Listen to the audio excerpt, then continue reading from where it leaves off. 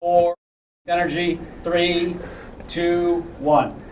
Welcome to Facebook Live here at the NBA Finals. I'm CJ McCullum, being joined by special guest Draymond Green. Draymond, thanks for joining us. Thanks for having me. It's definitely a pleasure. Appreciate you. Here behind us we have a touch screen. We fielded some questions from fans all across America. They want to know about Draymond Green. They want to know what time you're going to sleep at night. Do you have a girlfriend? Do you have a dog? These are the type of questions they may ask. But before we get started here, I got to ask you, Game 1's in the books.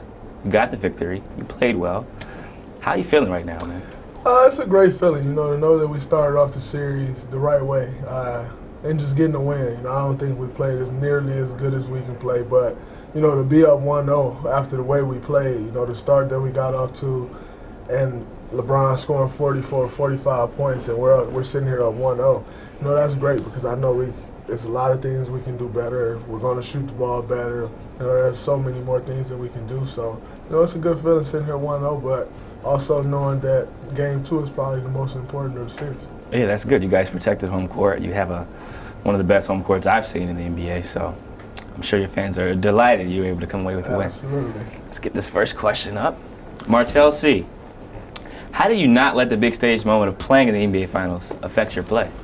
You know what? I think my first quarter definitely affected. You're just out there, the jitters, and you don't want to make a mistake, so then you're all of a sudden doing everything wrong. All those things, the emotions of the game, it takes a little bit of time to just settle in and realize that it's just basketball.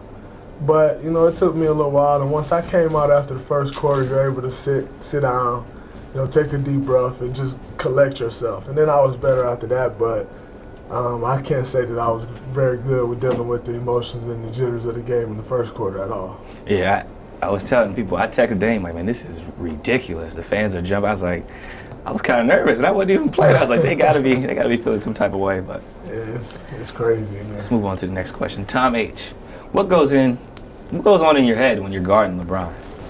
When guarding LeBron, you almost want to make him a jump shooter. Now, you know that he can knock it down, but, when putting together a defensive plan, when, trying to figure out how to win the basketball game, you usually play the percentages. Mm-hmm.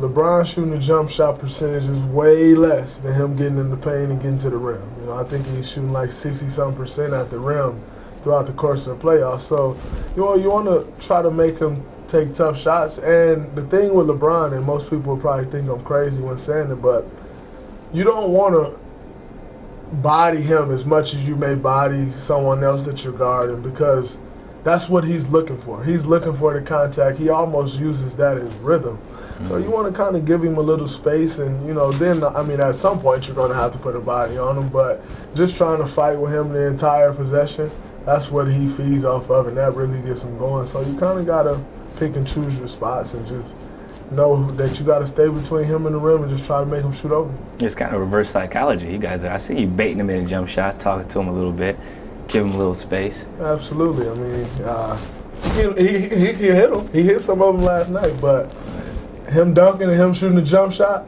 he probably 98.9% from dunks. Probably 40 from the jump shot, so that's true. I have to live with that. Why don't you give it a try? You click one of those.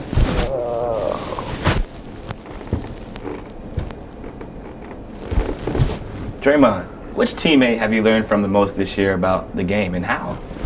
So, I've learned so much from so many different teammates. I think that's the unique thing about our team is you have so many different personalities. They mesh together well, but everybody offers something different. So whether it's learning from Bogut, he teaches me so much on the defensive end not only this year, over the course of my 3 years, or learning from Iguodala, who's just an all-around basketball mind, whether it's defensive end, whether it's offensive end, or figuring things out. Trying to learn how to shoot from Clay and Steph. I think that's a good one. I always try and learn from them.